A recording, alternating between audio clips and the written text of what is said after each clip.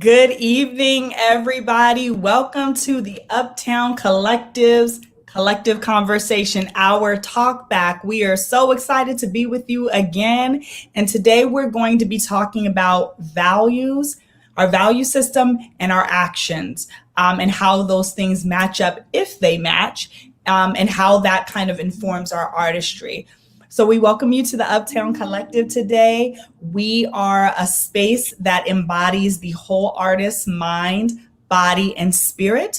We uphold the values of authenticity, community, support, and creativity. We curate conversations, but we also provide classes and other resources for artists. But if you're not an artist today and you are joining us, that is okay, because the conversation around our values and our actions and those things aligning is really a conversation and a topic that can be, whether you're an artist, whether you're in the professional world, your personal world, it's really something that kind of cross-pollinates all different types of sectors. So before we begin, my sisters are here. We've got Renika Williams and Kimberly Walker. What's up, y'all? How are you doing today? Hey, I'm good. Hello. Yeah, pretty good over here too.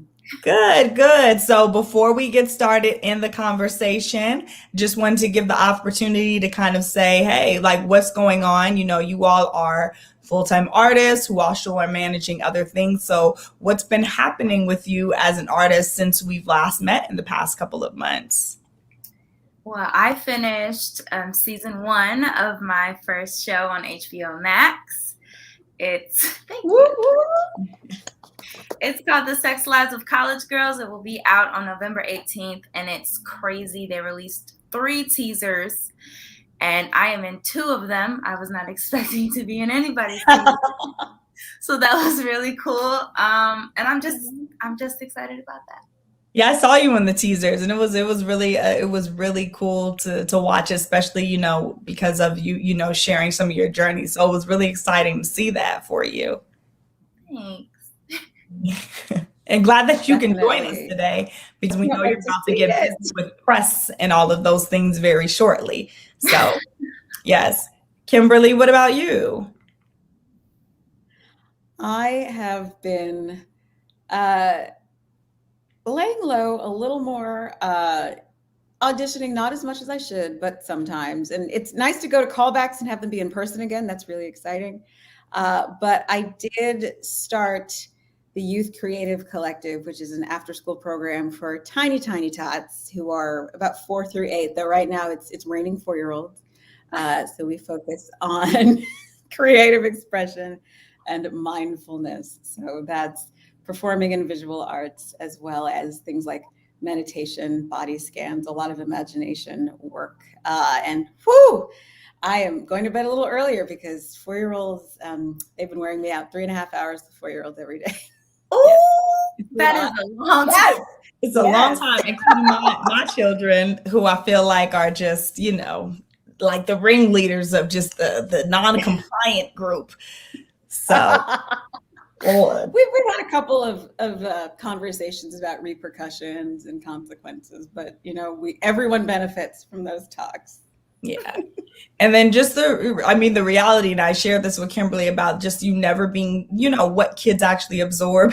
Because my daughter, I was folding clothes yesterday, and she came in with her calming jar, which is a jar that's supposed to calm you down. And then she was coming in and she said, okay, mommy, breathe in, hold it, breathe out. And so she was leading me through breathing exercises. And then I was like, well, where did you learn that? And she was like, well, Miss Kimberly, at the Dream Center. I said, and when did that happen? And she was like, when I was on timeout. And I said, well, how did it make you feel? She was like, I mean, it calmed me down, but I don't like being on timeout. But it was the fact that she had the ability to kind of absorb these things. She knew to breathe and how to instruct, and she knew the things. So, at no age, you're never too young to kind of learn these things. So we're grateful that, out of the Uptown Collective, there is this now youth collective where these children are getting these practices that are amazing for them. So yes, we're going to get in on this conversation. And if you are here joining us today, make sure you drop your name in the chat. And we're looking forward to hearing hearing from you and engaging with you today. So really, we want to have a conversation around our actions and our value system first and foremost. And really, if you are not sure what personal, we're talking about personal kind of core values. They are like your compass. They are the things that kind of lead you, guide you, and help you as you're going on your day-to-day life. And I don't know that we're always intrinsically just we always know what our value system is, but when we know those things, then it helps us to kind of order our lives in a particular way based on our values. And we can really kind of check where we are and who we are by whether our actions are aligning with our value system or not. And so we're going to have a little bit of that conversation. Then we're going to talk about how that informs our artistry. But really, again, values are just something that kind of guide you. They're, authenticity, family. They're like these one word kind of things that help gauge you. But if you don't know what your core values are, we'll also share some tips for how you can identify those. But I'm just curious to Renika and Kimberly, have you ever done like a personal values assessment or have thought about what your core values are? And if you could state what a few of those are, I'd be curious to hear what those are. Kimberly. Yeah. I have done a couple of these in the past, but and it's funny what changed and what didn't. But for me, authenticity, honesty, and also joy is a big one. And I love a healthy boundary, but essentially it's, am I a person who does X, Y, Z? I ask myself that sometimes when I'm trying to cultivate more self-discipline. It's like, okay, thinking of where the mountaintop is, where I want to go, who's the sort of person who can do those things? Okay, well, am I doing the things that are going to lead me to where I want to go? So I talk to myself quite a lot. But right, it comes down to being authentic, honest, and sometimes, just joyful while honoring the creative in everyone. So joy, you mentioned. What were the other values? Authenticity. I think I said honesty as well. And I try to push myself to be courageous as well. Yes. Okay, Renika, what about you? So I think about this a lot. I'm pretty sure I took one of those tests a long time ago, but I often think about it and have been thinking about it way more ever since like dipping my toes into television, because it seems like the stakes are higher. But I always try to make sure that like I love it, whatever I'm doing. Mm-hmm. Like even in relationships, do I love this relationship? Am I holding on to my self-respect? In regards to work, is it meaningful work? And does it honor my faith as well? Those are my top 4. So, yes.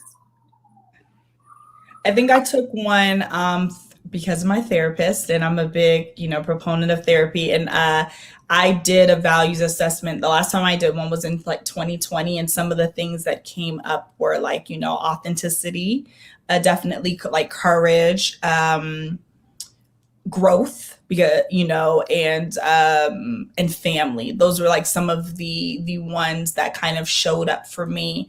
And so if you're here with us and you are, and you're here, let us know what some of your values are, if you know what those are. And if you don't know how to identify what your personal core values are, please drop that like, I don't know what you guys are talking about. And we can talk about that.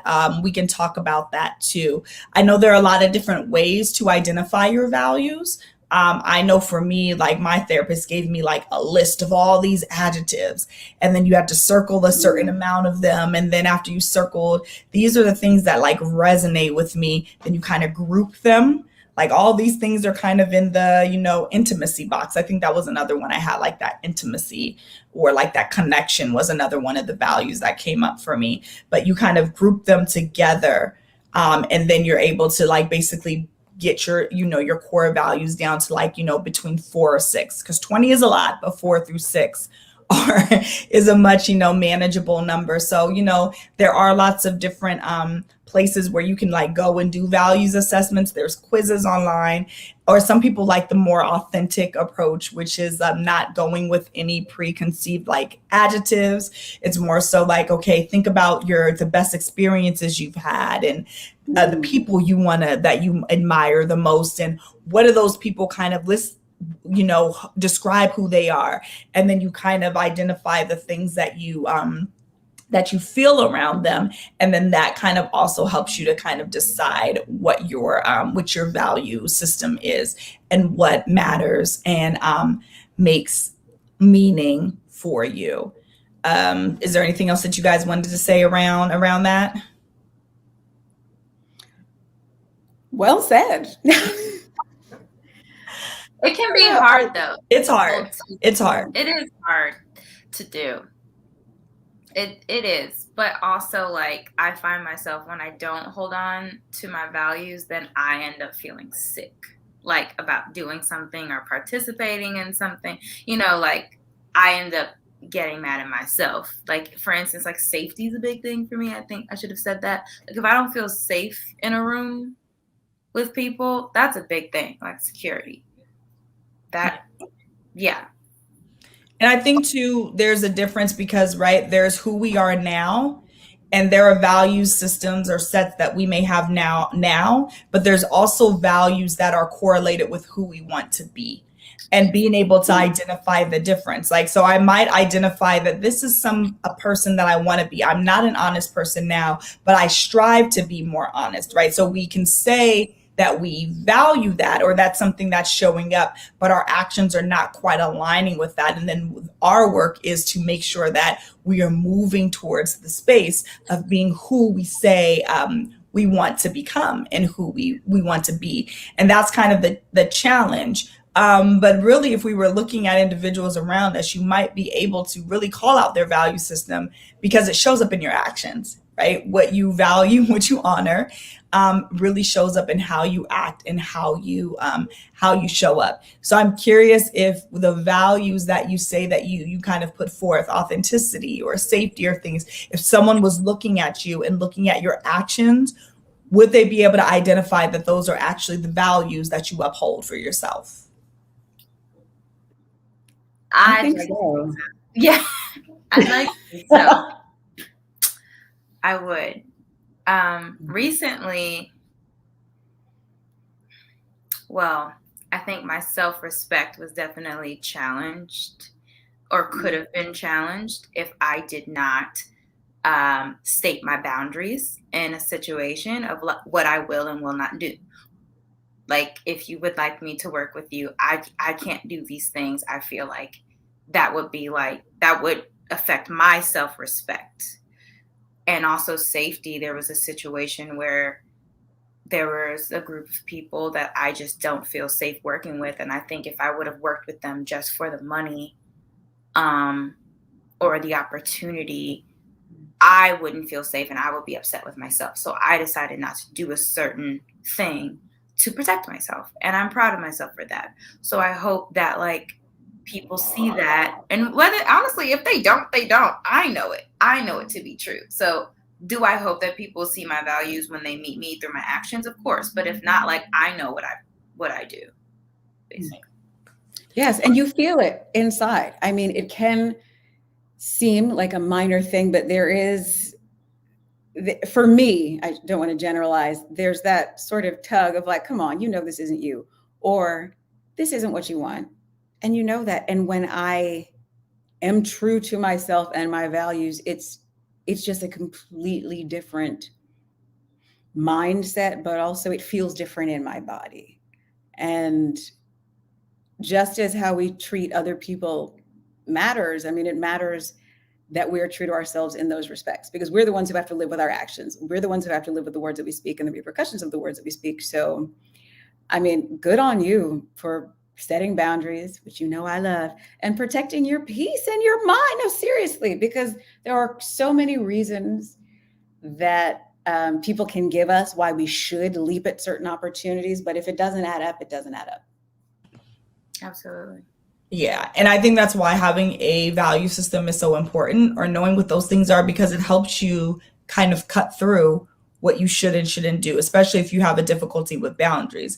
If you're saying that you honor, self-care, but every decision you're making is something that's putting yourself last, then it allows you and it helps you to put a boundary in place that says, like, if this is the value that I uphold, then I can only do things that align with this. And that's like the deeper work that we each have to be able to do to make sure that we're there's that alignment taking place.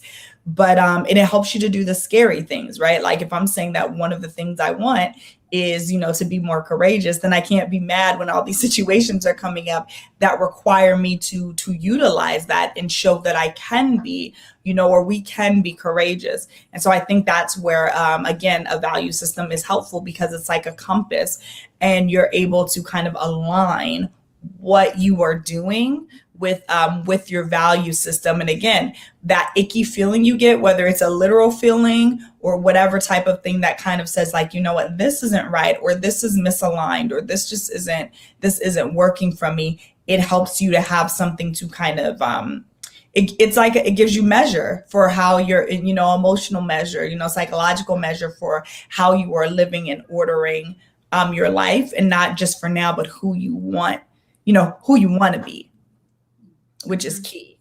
Which I think is super, super important. So I'm curious, like, for instance, right, Renika, so we know that you've talked a lot about your faith previously. We've had those conversations, and then you do a show, well, with the title, like the sex lives of college girls. It's such a long title, I always forget. But the title kind of speaks to what it was, what in it allowed for you to be like, yes, this works with my value system. This doesn't work with my value system. This works with my faith. This doesn't work. And how you kind of came to that decision to be able to do that and be in that space. Yeah. So one, I think people, they entitled it that for a reason. I'll say that, because it's not as raunchy as people think it is because of the title. Can you guys hear me? I feel like I'm sorry. Okay, great. Yeah, it is. First of all, when I read the script, I loved the script, because it's a lot about like the awkwardness that comes with coming of age, and like how there can be a lack of sex and intimacy and relationship, or there can just be like you're trying something out and it's actually not right for you. And I think for me, first I asked myself, would this affect my self-respect? Would I be doing anything? Honestly, I did that first before faith. The character I am playing is actually queer.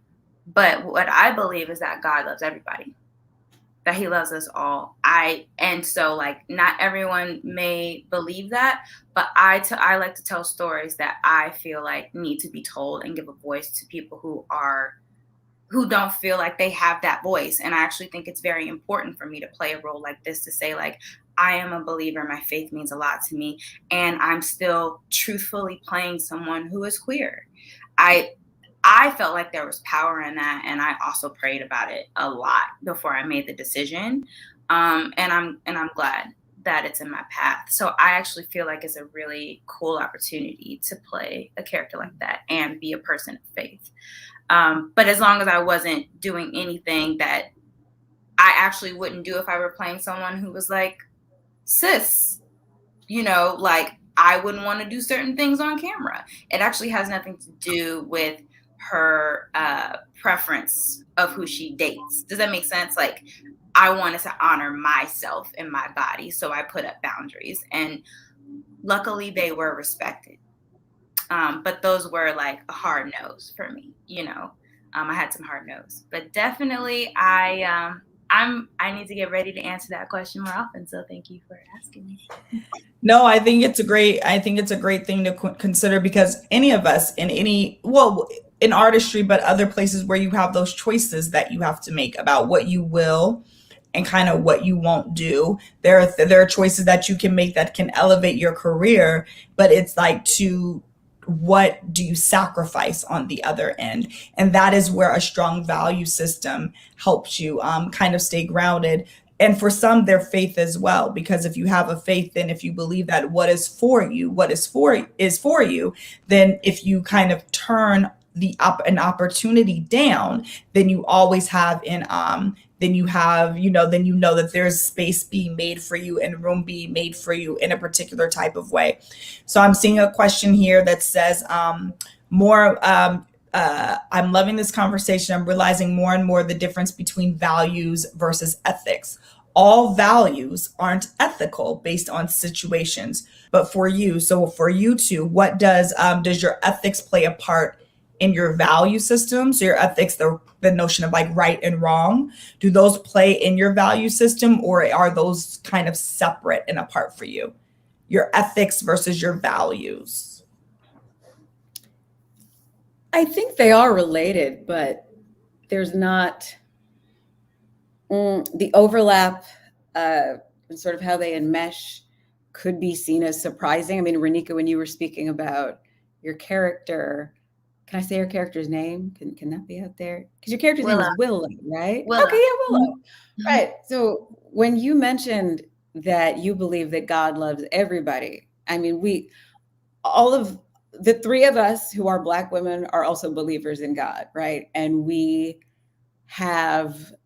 there are a whole lot of people who love God and Jesus and call themselves Christians, and some people have very wildly different views on ways that people are born, or choices that are made, or sins that are decided on, and all of that. And I also think that, some people are born left-handed, some people are born, why would God ever punish something that is not a choice, but is part of who someone is, part of their uniqueness and the genuine expression of who they are? But anyway, I bring that up because that in and of itself, often the loudest Christians out there, I think, are often some of the ones who forget who we're actually supposed to be following and how we're supposed to be treating each other. And that I think a bunch of people do a whole lot of judging that is not for us to do about stuff that doesn't warrant it. And so even you sharing how God views creation, that might have surprised someone, because there are so many assumptions, right? And, this, given what I just said, might come out of left field in terms of roles. And Des, I don't know if this is going to be a question later, but I told this to someone, I think it was over dinner or drinks a while ago, talking about what kinds of characters would you play, would you never play?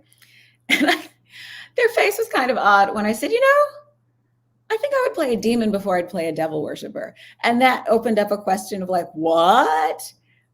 Because I was breaking it down into, things like good omens, and how you can have a part that is not poking fun at faith, but you could view a character as a character. And that's an extreme example.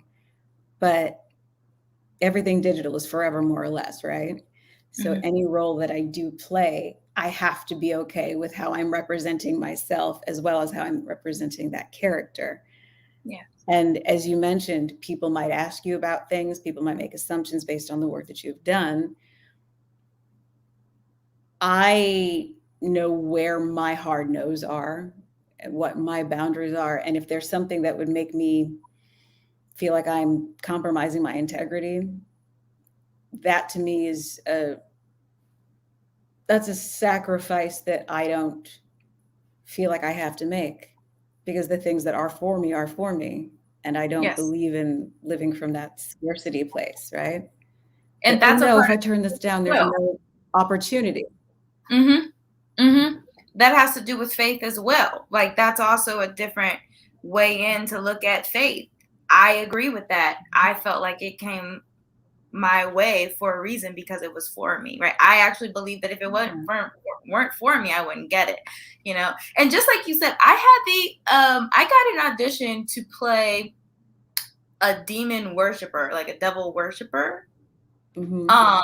And that was a no for me. So like, know your heart knows, I know my heart knows.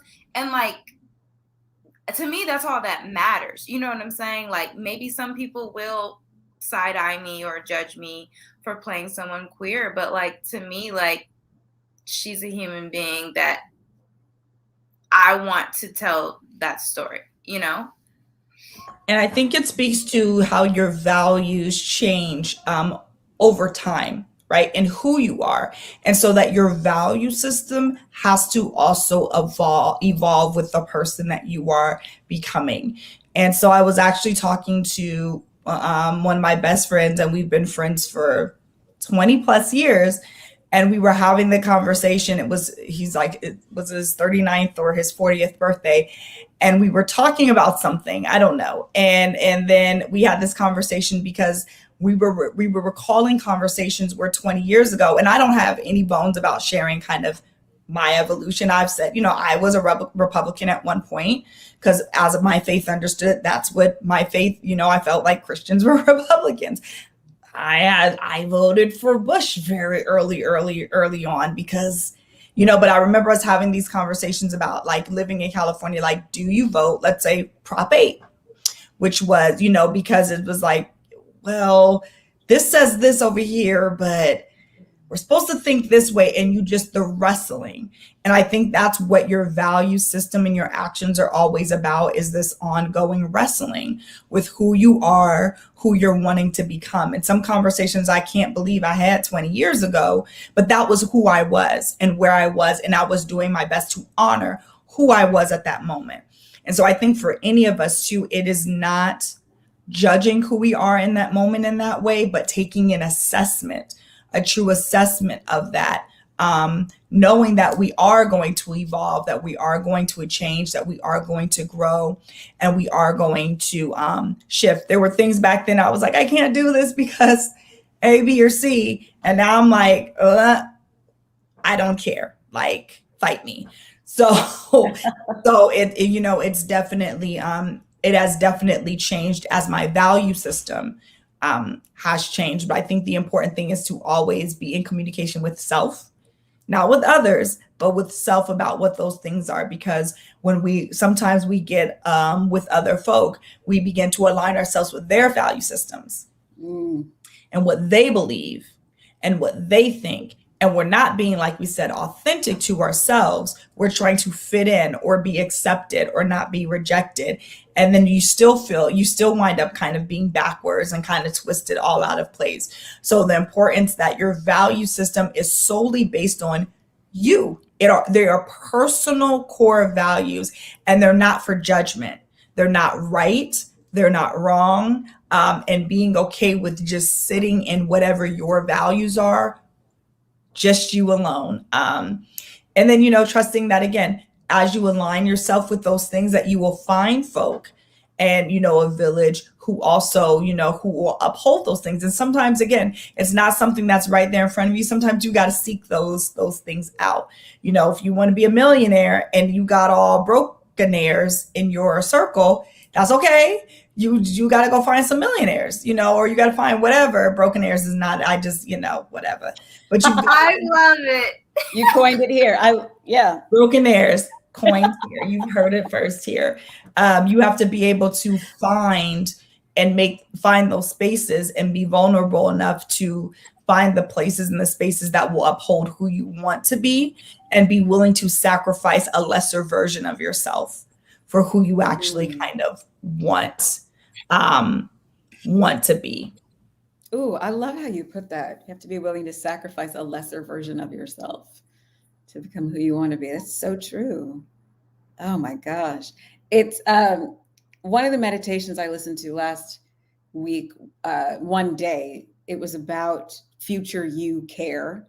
That was more in the immediate future, like doing something that myself from a week from now will appreciate, that will be good, that will make me, healthy, well provided for, and all of that. But I think future you care can certainly extend, beyond, it's basically just acting with integrity, doing what's going to keep me healthy, happy, whole, and sane in any way. And behaving in a way that aligns with my values is certainly one of those things, as well as lots of cups of tea and plenty of water and going to bed before midnight. And I think we do some of these things that are like super external facing, but what if we turn those like vision boards, right? Like I'm looking, you know, I have a vision board right here, and all of these things are like goals I want to hit and things I want to, and normally they're very like external. They're not bad. They're just like you're setting that. But how many of us do, what if we were doing the internal visioning? Like right from the inside out, where it's like, how do I envision myself as a human being? Because if you're working from that, how do I see myself in that way? And you're doing that work, then I fully believe that, you know, other things will come. I had a pastor that said sometimes, you know, you'll get into rooms, you know, that your character can't keep you.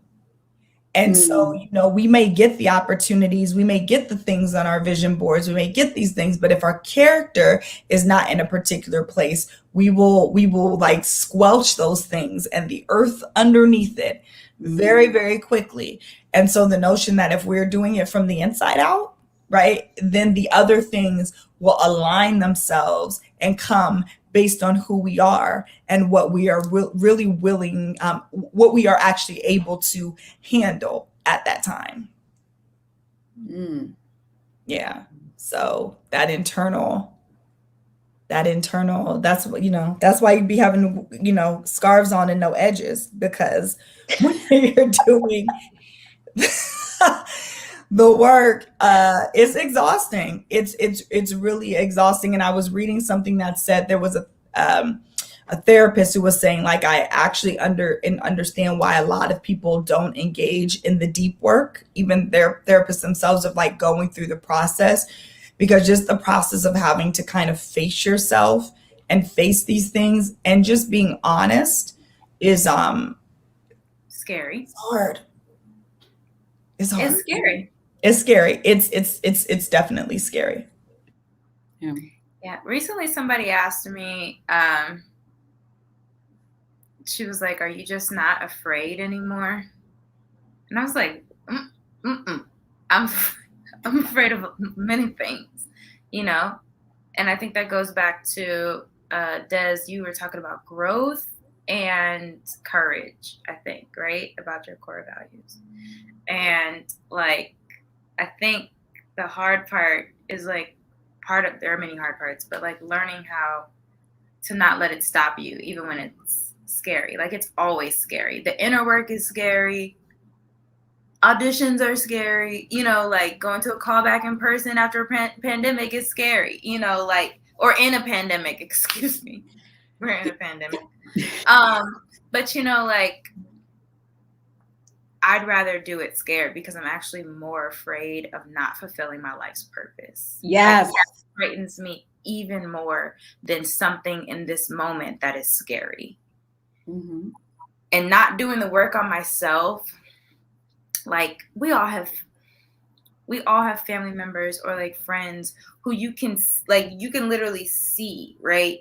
Like they probably need to work on something. They probably need a therapist, right?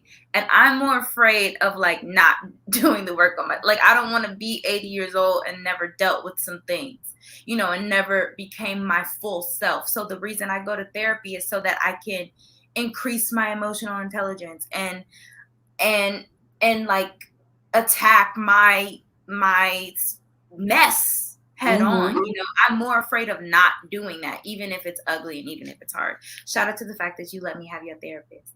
And yes, I'm not sharing my therapist with anybody else because now I can't get an appointment. Oh, I got a recurring appointment. Right. You got to snatch it up. You got to snatch it up. And so, yes. Yeah, but I mean, it's, you know, we forget that, you know, they're talking about, you know, when you're in scary situations, there's flight or, I can't think of it. Flight or fight. Sorry. Flight or fright. Fight, flight, or freeze. But yeah. There's flight or, There's more than one? I mean, there's fight or flight, but there's also fight or flight, or or you fight freeze. it, or you flight, but the other one is freeze. right? And so that's where a lot of us, we think about the fighting or the flighting. Like we know something comes on head on and we're ready to fight it. Some of us, we get in the corner and we're like, bow, bow, bow, bow, bow, you know, or we just run away from it. But we forget that other, like, you know, that freezing, which like a deer in the headlight, where things come and we just find ourselves stuck, right? And we're just there, and it's just there, and it's you know, dooming. And that's why I think that the value system helps you in those motions, those times too, because when you're unsure of, when you're talking about honoring your best self, right, or honoring who you are, when you have a value system, you can look at the situation and be like, you know, what is going to require me, what choice is going to require me to act upon these values that I say are, you know, core to my life. And so you know, then that might be like, okay, if I'm looking at courage, you know, that might be the thing that needs to step up. Or, you know, if I'm saying that it needs to be authentic, you know, authenticity, you know, then that might be the thing that needs to step up. But sometimes, you know, we are paralyzed because we have too many choices and too many options. But core values help you actually eliminate. It's like multiple choice. Nope, that doesn't work. B, D, and C. These are the real options that I have, that are going to allow me to be this version of myself and to step into this. And I find that often, more times than not, it's hard. It's not the easy choice. It's not the comfortable choice. It's not the fun. I was like, man, growth ain't fun. Like, it's kind of like, you kind of like, this isn't fun so much, right? But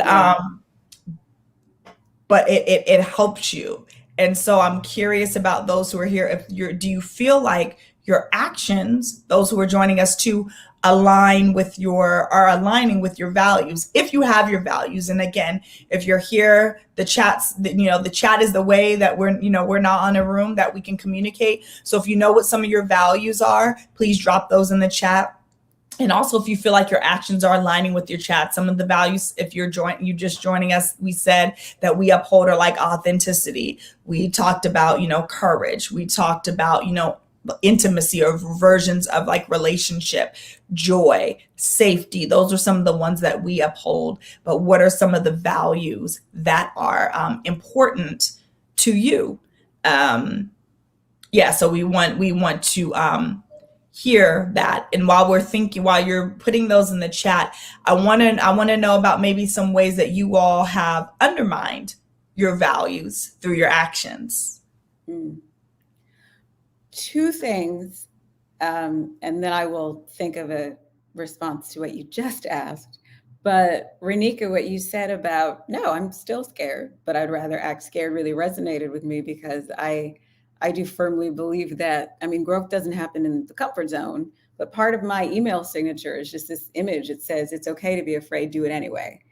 Because if we wait till we're braver, until we're more courageous to do things, we'll be sitting around frozen all the time, doing absolutely nothing. So yeah, it's pushing through it is where the victory is, over the things that scare us. And then there'll be something else that scares us, or, you know, the same thing in a different iteration.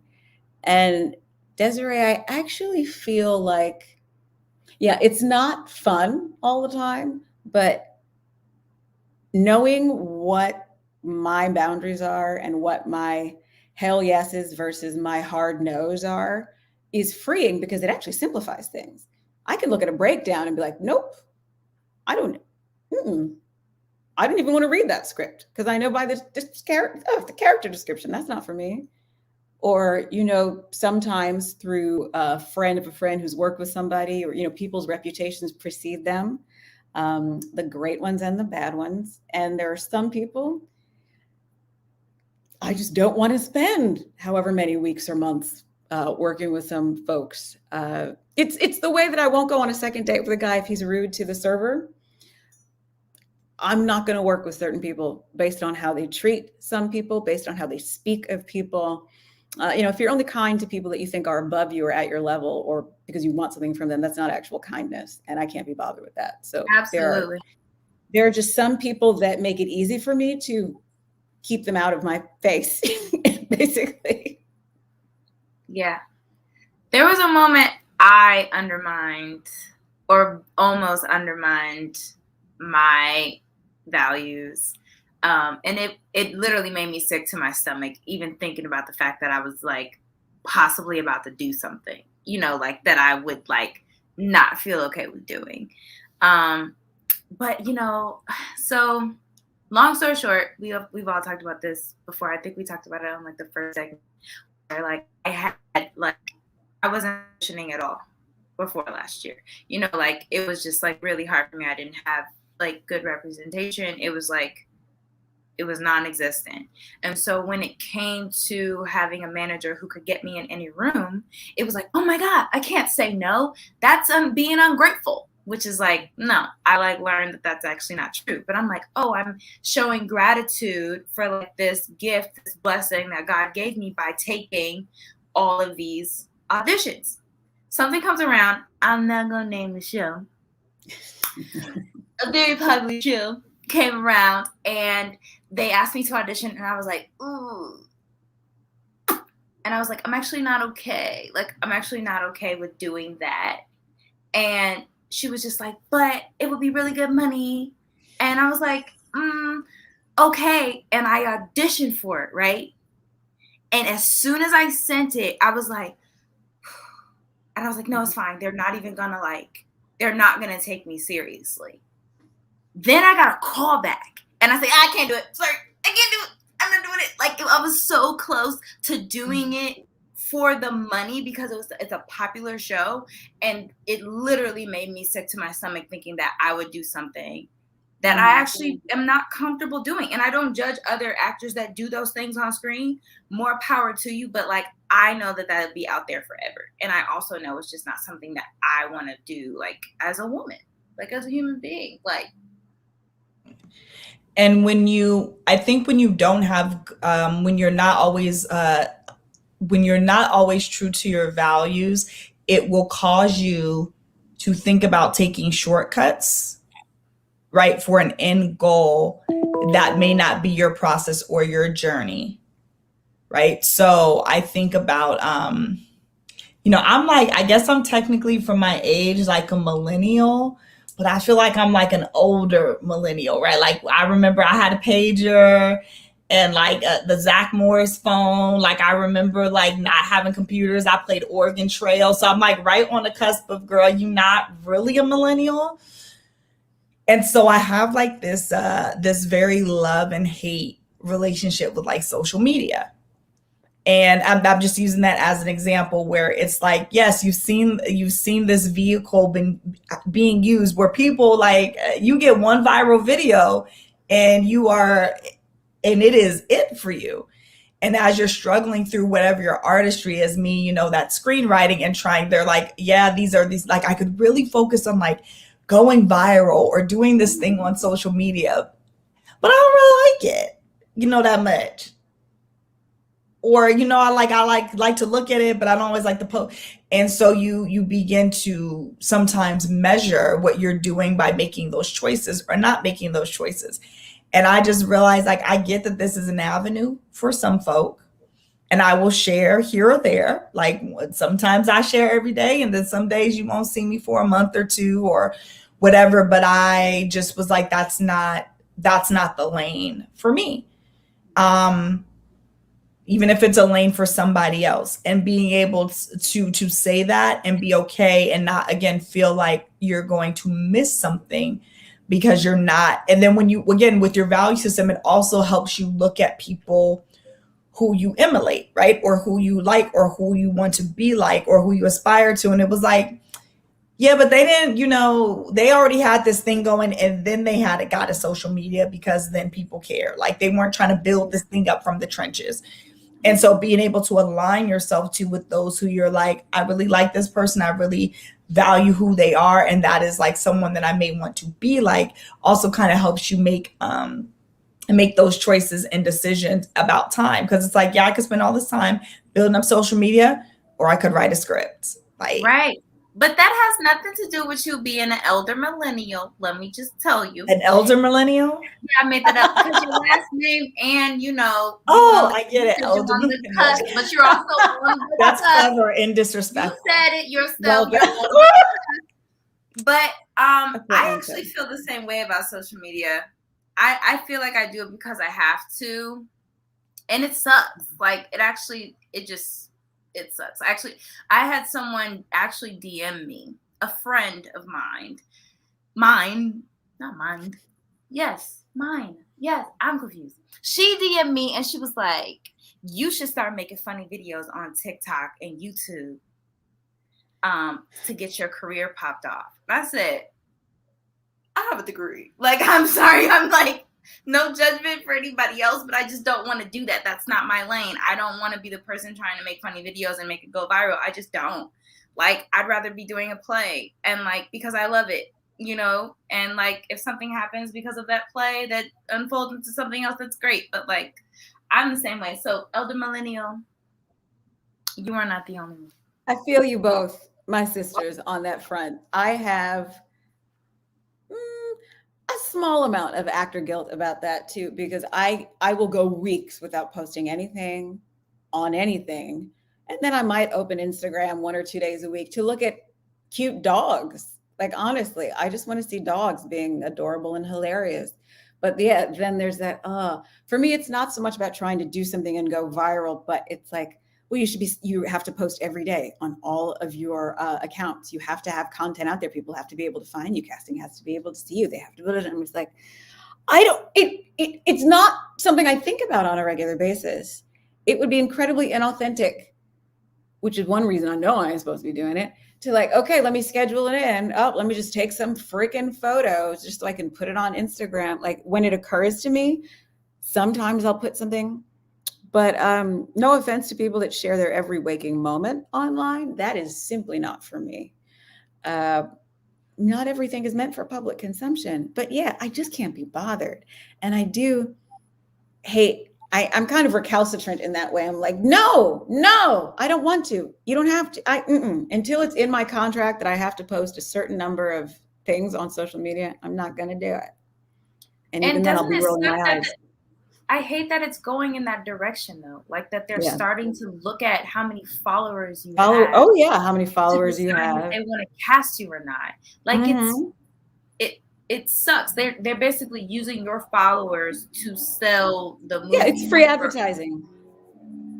Yeah, 100%. It's insane. Well, then it's only gonna be the Holy Spirit reading my stuff, and then that's okay. So. Because again, your value system and your whys, you have to have strong whys and understand, because when you don't have a strong why for what you're doing, then as the wind blows, as the storms get crazy, as it gets rocky, then you're going to be kind of tossed to and fro without, an understanding of what, your why and like the long game and, kind of like so I think I'm a person who like, I kind of can see the long game, in something and just be like, all right, I'm gonna rock this out for like, for the marathon, not the sprint, and be okay with that. I have a question for you. Me? That's right. Yes. Oh, okay. Am I allowed to ask you a question? Sure. As a writer, do you often feel like you have to put limits on what you write because of your ministry, or do you just let yourself be an artist in that way? No, I'm an artist because I feel like as a pastor, there are many ways that I do have to sometimes censor myself that, if you know me, are not my personality. So I like to be, like, I would say this, and this is how, but in writing, I don't have to have those censors, right? Censored because they're characters. And I also very much am about, like you said, telling stories that are not the stories that I tell. So we're going to I'll write about church, but it's not going to be the church of TBN, right? It's going to be the church of like my experience, what I've seen, what I understand, and what I know, what is nuanced, what is, complex. And so, no, I feel like writing gives me a freedom that I don't have in other spaces. And I actually think that writing was kind of the impetus to me responding to things that I wasn't able to sometimes otherwise respond to in my own, in my own personal life. And so, yeah, like they're characters, and I love that. and, They are. And they're telling a whole complete they're telling a whole complete story. story. Right. And so that's what I love about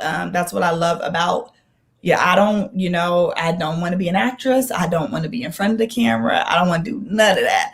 But just the ability to kind of get behind there and work through the complexities of people. And that's when you were talking about, like playing a demon or playing it very much like I was watching Cruella. Like we watched it 500 times, the Cruella, yeah, I haven't seen it because yet. my kids wanted to see it. And so they're so young that they think like the real movies are like the real one. So they're like, bless their heart, Aladdin, not the cartoon. And I'm like, that's not the real one. You don't even know. But to them, don't even know. And I got we were watching Cruella, and I was so obsessed with the fact that they kind of took like the villain and humanized them.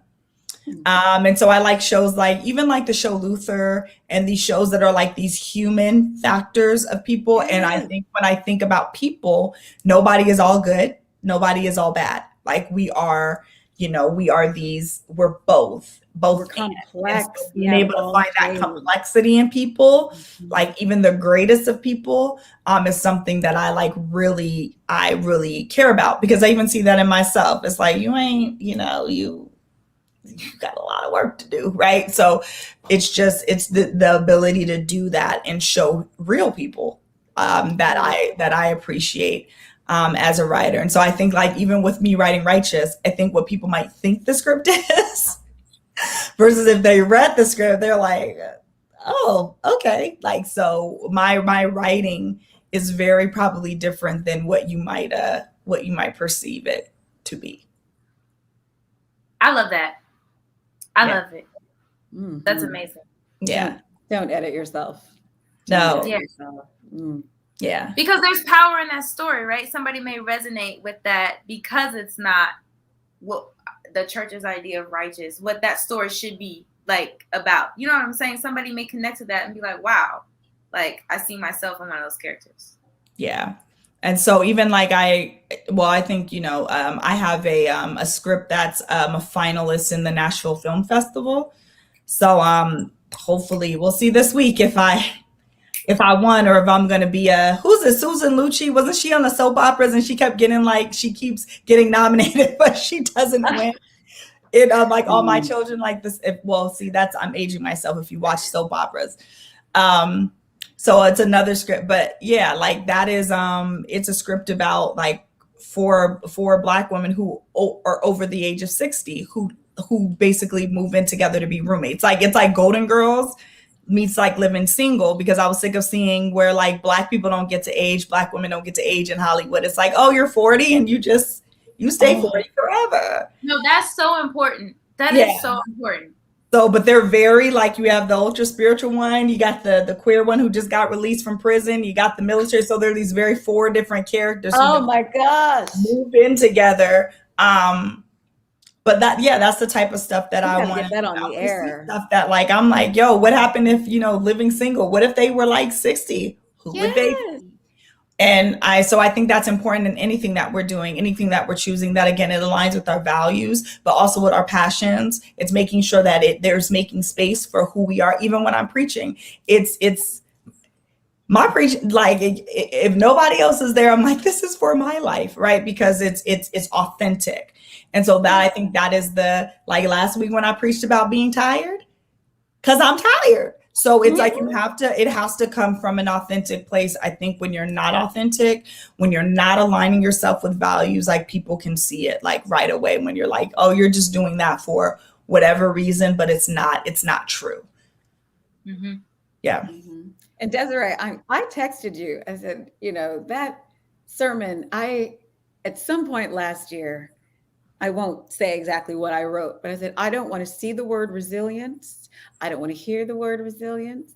I'm tired of people asking me to be resilient. Yeah. So that spoke to me. And for a pastor, for any human being, but for a Black woman to just be able to say, no, I'm tired. Like I'm not Superwoman. I'm not magical. I'm a human being who is tired and has several reasons. I very much appreciated that. And again, it's about the authenticity. Yeah. My gosh. Because Yeah. people see, like, I think a lot of people, as we know, have a lot of church hurt, right? Like, for whatever reason from their childhood. But when they hear messages like that from somebody who looks like them, someone who is their age, you know what I'm saying? It makes people want to connect to whatever your message is, whether it's from your script or from your message, like as a pastor, you know, like that's what this is about, not being holier than thou, in my opinion. Right. And I think that's what we as artists can do in our work. Like, even if it's not an official like sermon, like we can make people see themselves, help people to see themselves. Yeah. And as we wrap up, I think that's the value system, right? Your value system goes with you no matter what space you're in. And it shouldn't be something you put on and off like a costume. So if I say that I'm authentic, I can't say I'm going to be authentic in my job, but not be authentic in my home, right? Or authentic here, or, you know, whatever the thing is. Now, the reality is that it may be difficult to exude that value. You don't exude that value equally in all spaces for whatever reasons. Your experience means that you may have a value, but it's harder for it to show up in different places. It doesn't mean that you don't do the work to make sure that it's putting yourself, you know, forth. And so, like I said, authenticity is mine. So I can't say like, oh, I'm going to preach, but I'm going to be, you know, I'm going to be fake over here, or I'm going to do this. I'm going to write, but I'm not going to be authentic to this. You have to be able to, you know, bring whatever those values are with you. As things that are intrinsic to you, because really they are. Your values are really coming from an intrinsic, like deep place. If you're really doing the work to identify them, they're not things that you put on and take off like costumes. And so I think that that's really core to who you are. So we hope that you've do you have any other last kind of, you know, words, thoughts, Renika or Kimberly, as we get ready to close this up?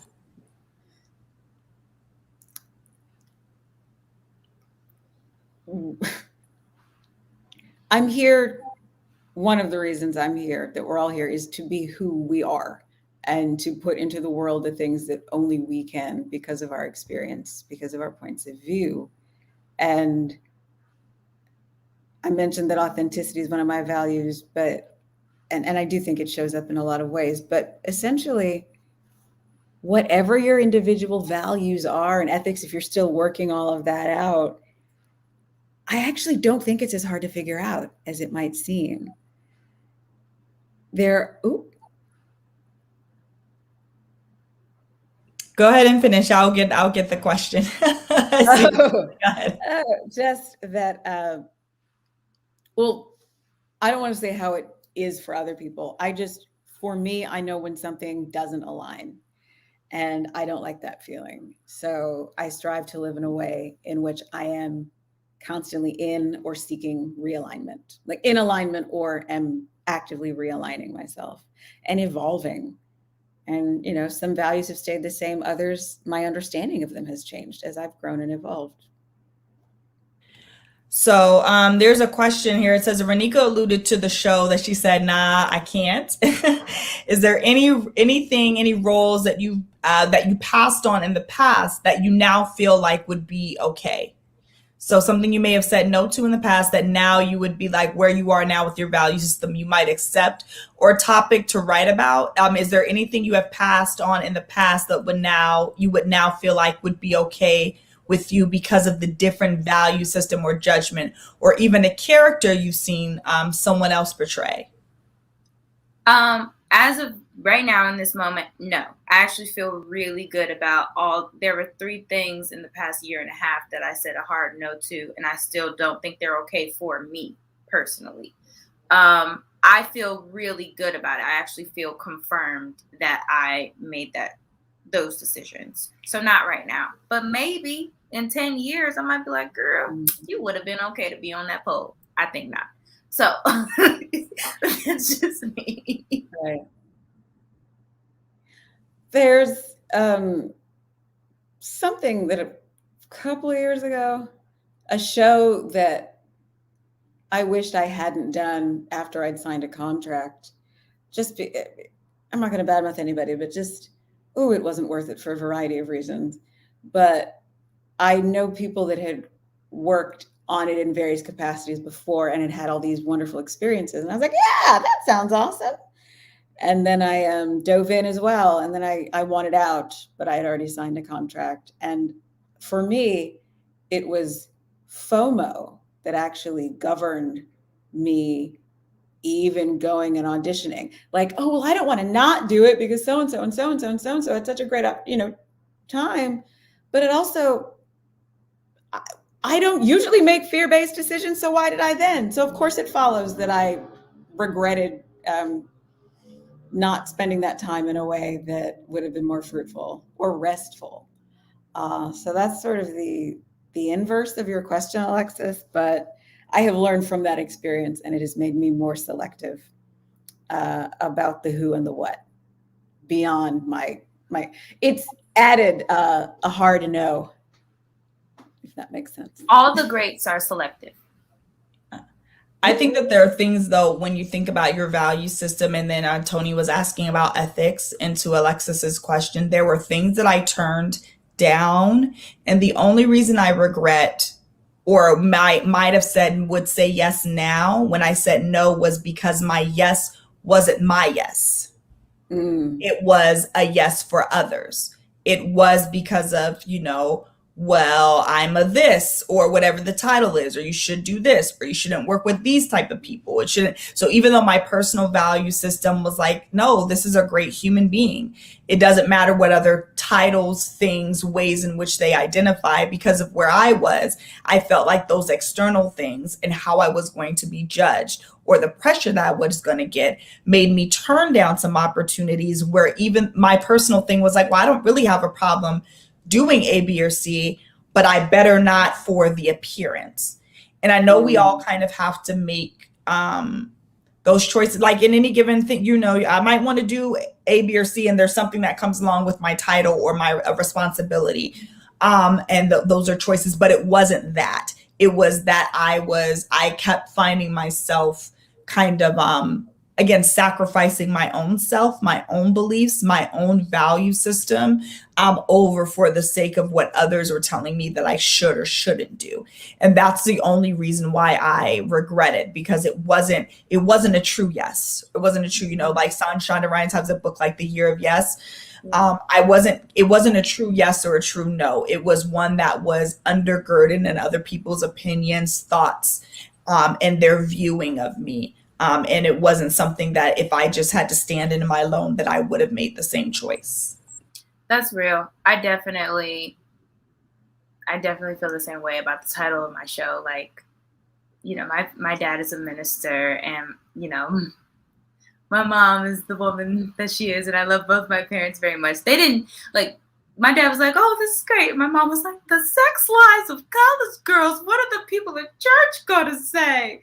And honestly, I was like, respectively, I don't care, because it's a comedy and they should watch it because it's not what they think it is. And even if it was, it's my decision, and I'm an adult. I think a lot of people think, how people back home can still think that you're 16 and you're not, like, you're pushing 30. Let's be real. So I feel the same way. And I hear you on that, because there was a second that I was like, should I make this no? That's not really my no. And it's based on what other people say, or think. So I feel you. So if we don't have any other things that folks are dropping in the chat, we'll give you a moment to do that as we wrap up. But if you have questions or comments, please feel free to drop those in. We thank you for joining us today. again, we are a space, we are for artists, but often there are folks who are not artists who can glean from whatever, whatever we are discussing and what we are doing. We do have a couple of opportunities and classes coming up that we want to let you know about. One, we have, if you are an actor, if you are someone who is thinking about pursuing acting, so not me, we have a self-tape class coming up, how to do a great self-tape with Casting Society of America. If you don't know who CSA are, they are like the folk who hire everyone for shows. So you're going to be on with these casting agents who are actively casting folks, and they're going to give you tips about how to do these self-tapes, which is just a reality if you're an actor, of what you have to do to audition. And then they'll break you up into smaller rooms where they will give you feedback. So this is a great opportunity to maybe make a connection, make a relationship, to do the hard thing, to do the, the thing that might be scary, but, enacting that courage and that authenticity. So that class is actually next Monday, October 4th. You can go to dreamcenterharlem.org to sign up for that. If you are also an entrepreneur, then we have a class called Navigating Entrepreneurship During COVID, which will be taking place the following Monday on October 11th. That will actually be an in-person class, small groups of people. But you'll have the opportunity to talk about what it means to be navigating being an entrepreneur during COVID. You can sign up for that tomorrow. We have with a career coach, how to leverage and expand your market. So if you're not a great networker, I actually personally hate networking. It really makes my stomach hurt. And if you're like me, or you have trouble like figuring out how you expand and leverage your market, then again, that is a class that might be for you.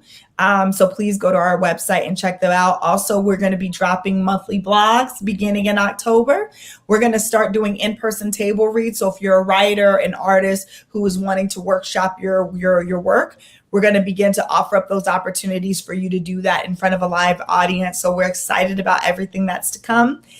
We're excited to be with you today. Thank you. Thank you, Lisa. You said it was a great conversation tonight, enjoyable and relatable. We're glad. You said, Kwame, you're definitely not an artist, but the discussion was extremely relevant and insightful. Thank you. God bless you as well. And we are super excited about what's to come. So we look forward to seeing you the next time. We will be doing a conversation in November, and we're going to be talking about how to navigate the holiday blues, which, whether you're an artist or not, is something that is real. Getting sad, the holidays aren't a happy season for everybody. And so how we navigate the holidays, how we navigate that as artists, how we navigate some of the blues that kind of come with certain seasons in our lives, and how we kind of press through and persevere through those things. So thank you so much again. Have a great evening.